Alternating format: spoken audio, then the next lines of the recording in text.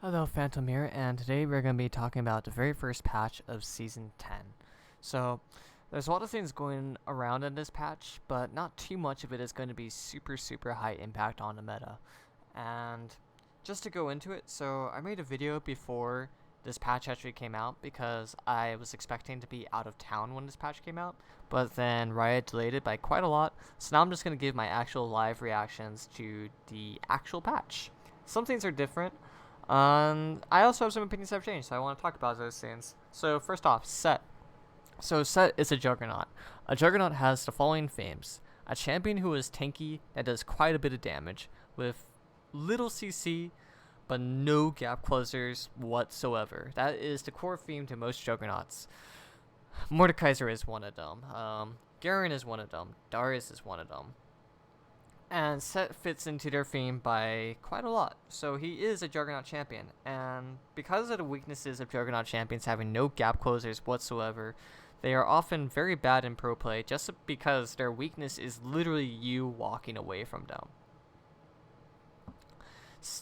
Juggernauts don't like high mobile champions, but right now, with how the game is balanced right now, tankier characters are actually pretty good, and a lot of immobile characters are pretty good. And Sett counters that playstyle by quite a lot. I also believe he's going to be a very flexible champion who can be played into multiple roles because his W has a lot of range while doing decent damage, and then his E and R just offer a lot of utility for team comps and basically really good chaotic fights that are very just outright messy. I believe he does have a place in the current meta, but I believe he's a lot like Vayne, where he counters a very specific playstyle, and once that playstyle falls out of meta, just like Vayne, Sett will disappear too. Unless his numbers are just so absurd that he can exist in metas that are outside of his playstyle. So next up we have Aphelios. He is losing 5 movement speed and 30 health. This is a nerf directly to his early level trading, where every bit of health matters when you all in level 1, level 2, because it just decides who wins the trade. And then they're nerfing the interaction that Infernum has with the ultimate, and this makes a lot of sense because the way people were playing, where it almost felt like a kind of toxic playstyle, where you would just burn through all your bullets on one specific gun that you consider useless, and you would just get to Infernum as fast as possible. For those who aren't familiar with terms, Infernum is the flamethrower, the fire gun. And so what they would do is they would get into that very specific gun and they would activate the ultimate and just do tons and tons of damage because it had 100%. And now they're nerfing it to 75%, which is a pretty decent nerf. It's not going to take them out of the meta, and the Infernum ultimate is still going to be really good. Anything above 60% is a lot of damage, so as long as he's still in that threshold, it's going to be very decent damage to work with. While on this subject, he also has a lot of combos he can do. For example, he has the pistol health gun with the Q interaction with Infernum, so that's a lot of damage. He still has his gravity gun, he still has his chakrams, he still has a lot of things to work with. So because this champion has so many things to work with, one buff onto one single attack isn't going to be what ends him.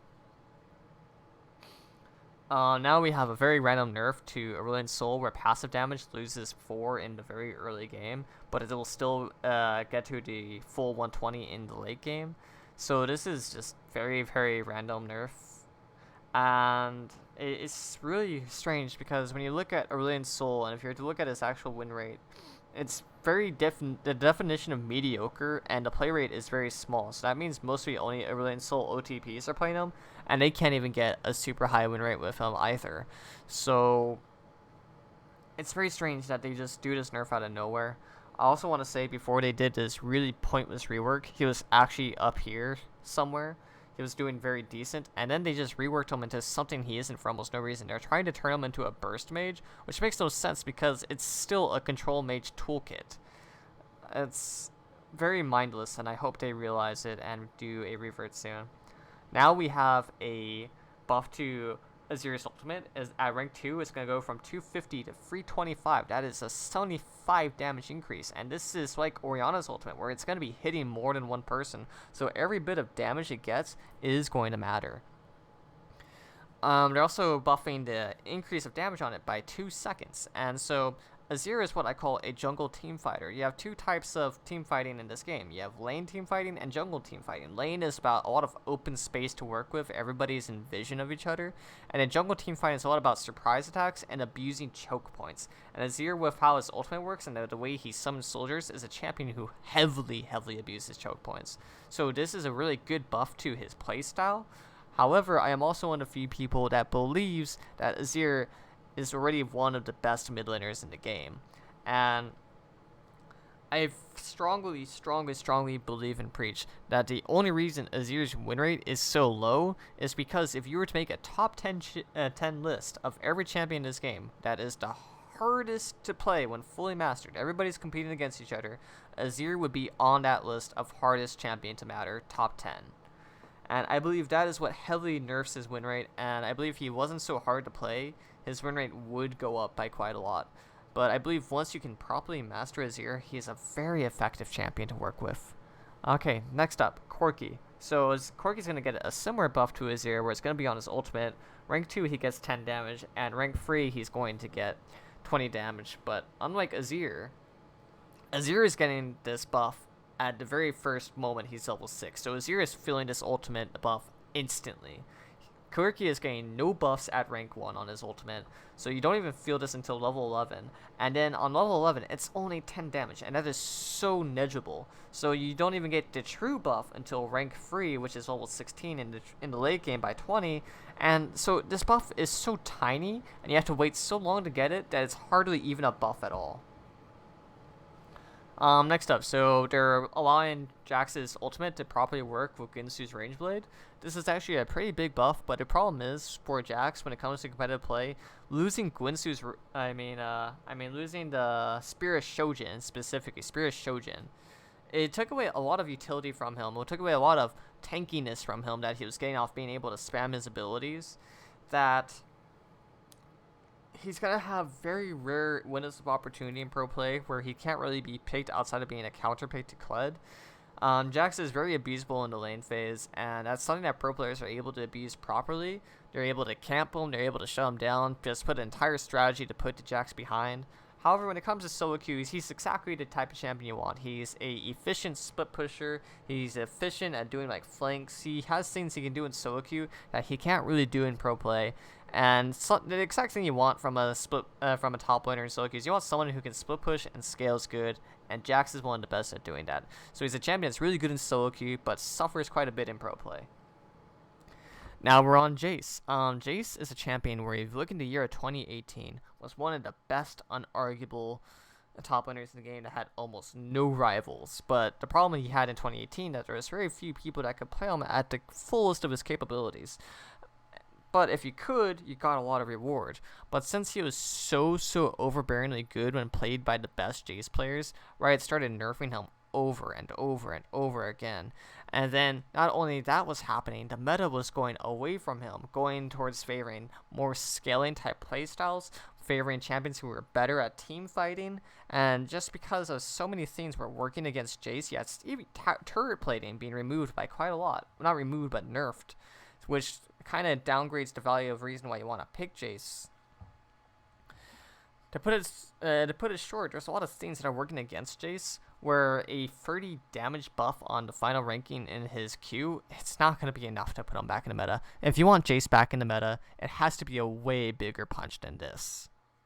So Kassadin is suffering quite a lot. He has almost a near identical problem that Jax has, where he is a absolute medicine solo queue because it will almost always hit late game. And once Kassadin is allowed to hit late game, he is something that has almost no rivals whatsoever. But in pro play, once again, you can put entire strategies of just shutting down the Kassadin, and it's so easy to accomplish that it almost takes Kassadin outside of the meta in pro play, outside of really specific situations where you can squeeze him in, like a really easy mid lane matchup that he excels in, or the enemy team just doesn't pick that many good ganking type, roaming type champions that can camp him.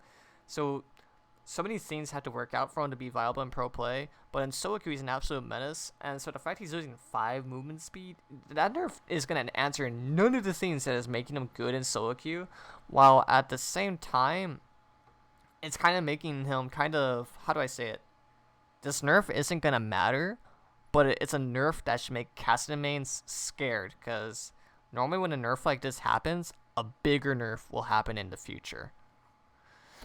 So for right now, he's fine, but it is a very scary sign for Cassidy mains. Kaguma, this is just a visual. Mordekaiser. So Mordekaiser is a champion I believe has a lot of weaknesses that both pro play and solo queue is not abusing. So first off, you can build Adaptive Helmet, the item where when you're doing like the same type of damage over and over again, that's magic, it will do less. You have more tankiness against that type of attack. Another thing is Quicksilver Sash is very, very useful against him, where it will instantly work against his ultimate. And at the same time, he's also a very kiteable champion, and they're nerfing the movement speed that he gets off his passive by quite a lot. It doesn't scale at all anymore. So now he's going to be even easier to kite. I believe these type of nerfs aren't going to be noticeable until players start playing correctly against him. If people were to play correctly against him, I do believe he goes around here or here. But since nobody's probably abusing his weaknesses, just like Jax, he's going to remain into an S tier level in solo queue and be pretty effective in pro play until people realize correctly how to draft and play against him. So he's a champion that can be answered, but people are not answering him correctly. Next up, so we have Nami. So Nami has a special ability, it's her E, and what it does is you mark herself or an ally, and now the next 3 auto attacks will do more damage, and they'll slow somebody. They are now buffing it so it works with all spells. So let's say Annie throws a W or a Q, it's gonna work. Let's say Lucian throws a Q, it's gonna work. So now the amount of champions she can probably work with increases by so much that I do believe this buffs her into the A tier rankings, just because she has so many champions she can play with now, effectively. Sejuani, so they're buffing her health growth, they're buffing the passive armor she gets to 0.5 from 0.35, and they're buffing the maximum rankings on Permafrost E. However, Permafrost E isn't the ability that, when you look at QWE buffs, the big thing that you want buffed the most is the ability you're maxing first.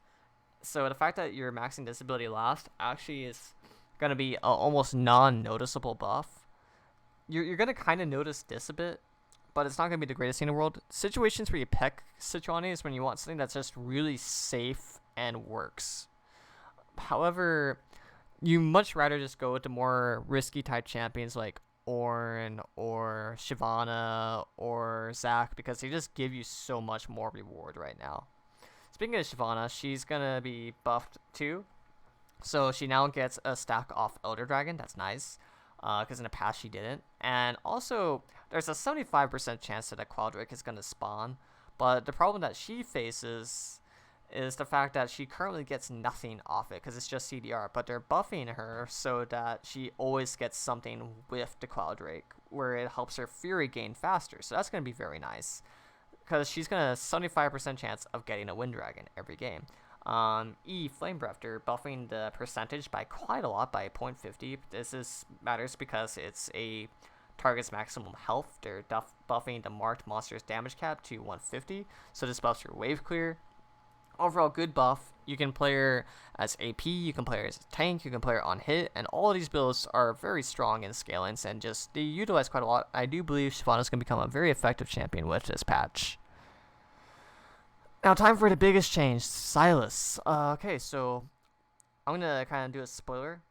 Sylas jungle's gone. It's not even going to be on the list anymore. With the fact that they're gutting his armor by so much, it's going to be really hard to just play Sylas jungle now. It's almost dropped the microphone, my mistake. Okay, so moving on. So the fact that they're gutting his armor and his magic resist, it's going to be a lot harder to pull off Sylas jungle. And the fact that he loses 60 health, it nerfs his wave clear by so much. He's going to have a hard time farming. However, when you read his passive, his Q, his W, his E, this is where they're giving him a lot. So Q damage is going to be buffed to 0.8 on the second detonation, and it's going to go from 145 to 240.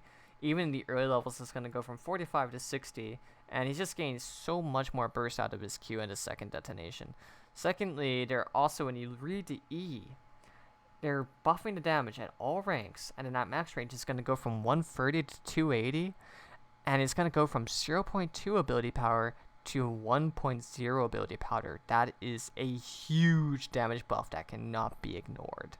So they're basically turning him into a glass cannon. I think he's going to be a very effective glass cannon. A lot of people are very worried about how tanky and how easy he is going to be harassed, but I feel he's getting so much in his Q, W, and E that you can ignore that, and he's going to be a very decent mid laner into this patch. I do feel, though, what this does do is it makes it that you can't pick him into matchups that he's not ideal in. So in matchups where he is ideal in, he's going to crush. And in matchups he's not ideal in, he's going to get harassed very easily. Next up, we have Varus. They're nerfing the cooldown on Q by 2 seconds at every rank. That's actually going to be a pretty sizable buff. And I think what it does is it puts him from the C tier into the B tier listings. I think Lethality Varus is completely viable right now into certain situations where you're picking against immobile characters who are pretty squishy. So Vi, she's going to get a quality of life buff where her ultimate is now completely unstoppable, and if you don't have Zonias, well, good luck. So that's going to be interesting, but I believe Vi's problems goes into where the fact that she kind of needs Triforce to work properly, and then her other options, if she doesn't go Triforce, just aren't that good. I think she just, what hurts her so much right now goes into her itemization. Lastly, Syra's going to get a buff on her slows, but I think Syra's already one of the best champions in the game right now, and that you're hardly going to notice this buff. And I don't think this is going to break her into being like absolute best, but right now she's already one of the best supports in the game.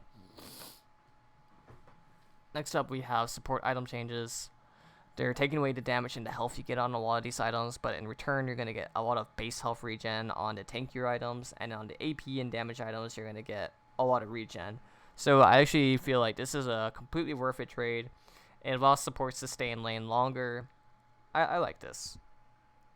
Conqueror, nothing. Omnistone, still trash. You much rather have the consistent keystone for every situation.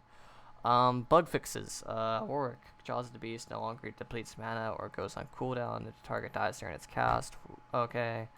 Artist sensor bonus attacks no longer activates on a champion that's shielding themselves. Oh my. Missile type abilities that wouldn't normally be near. Okay, so overall, and then we're getting robot skins this patch. They look pretty cool. So overall, the big winners of this patch would be Nami. I believe Sylas is a winner. I believe Shyvana is a winner. Azir got a pretty decent buff. But nobody got like really significant nerfs that are gonna push them out of the meta. And then welcome Sett to League of Legends. Gonna be a very decent top laner for the current meta. I wish everybody a good day, and I hope you enjoyed this video.